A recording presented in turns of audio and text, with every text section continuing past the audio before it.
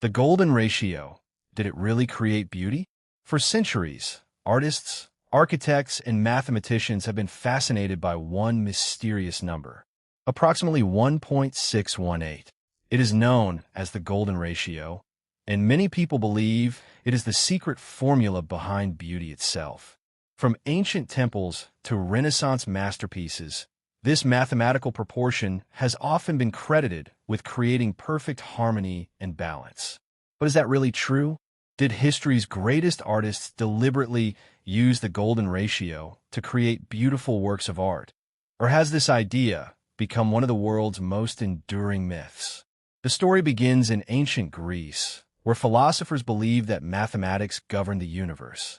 They observed patterns in nature, from the spirals of seashells to the arrangement of leaves, and wondered whether the same principles could explain why certain objects appeared more beautiful than others.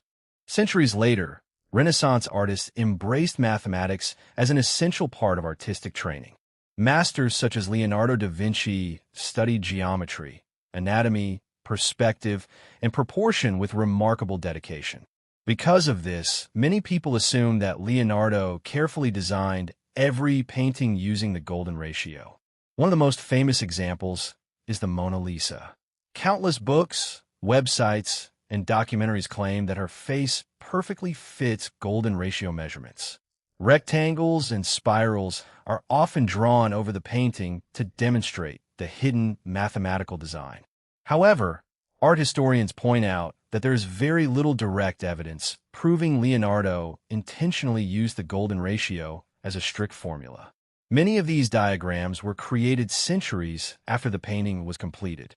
The same debate surrounds another masterpiece, The Birth of Venus by Sandro Botticelli. Some researchers find golden ratio relationships within the composition, while others argue that these measurements are flexible enough that similar patterns can be discovered in almost any well-balanced artwork. This raises an important question. If the golden ratio is everywhere, is it truly meaningful, or are we simply finding patterns because we expect to see them? Psychologists call this tendency pattern recognition. The human brain naturally searches for order and symmetry. We enjoy discovering hidden connections, even when those connections may be coincidental. This doesn't mean the golden ratio is meaningless, but it does suggest we should be cautious before declaring it the universal secret of beauty. Scientific studies have also produced mixed results. Some experiments suggest that people slightly prefer rectangles with proportions close to the golden ratio. Other studies find no significant preference at all. Cultural background, personal taste, life experience, and artistic context often influence what people consider beautiful far more than a single mathematical number. Nature itself provides another fascinating perspective. Spirals resembling the golden ratio appear in sunflowers, pine cones, hurricanes, galaxies, and certain shells. Yet nature is wonderfully diverse. Countless beautiful flowers, animals, and landscapes do not follow this proportion precisely. Beauty in nature comes from variety as much as from order. Artists throughout history understood this instinctively. While proportion is certainly important, emotional expression, light, color, movement, storytelling, and symbolism often matter even more. A painting can be mathematically perfect, yet emotionally empty. Another may ignore every supposed rule, while deeply moving generations of viewers. When we look at the great nude masterpieces of history, their lasting power rarely comes from measurements alone. Michelangelo's figures express incredible strength and spiritual energy. Titian's Venus radiates warmth and humanity. Jean-Auguste Dominique Ingres elongated the human body beyond natural proportions to achieve elegance rather than mathematical accuracy. These artists made creative choices based on emotion and vision, not simply geometry.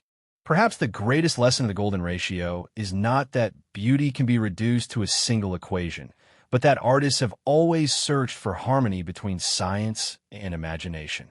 Mathematics can guide composition, but it cannot replace creativity. Numbers may provide structure, yet it is the human spirit that transforms a painting into a masterpiece. So, Did the golden ratio really create beauty? The answer is both yes and no. It has undoubtedly inspired artists, architects, and designers for centuries, offering one powerful tool for achieving balance and harmony. But beauty itself is far more complex than any single number. It lives in emotion, culture, craftsmanship, imagination, and the unique connection between the artwork and the viewer. The golden ratio remains one of history's most fascinating ideas, not because it explains every beautiful work of art, but because it reminds us that the search for beauty is as endless as art itself.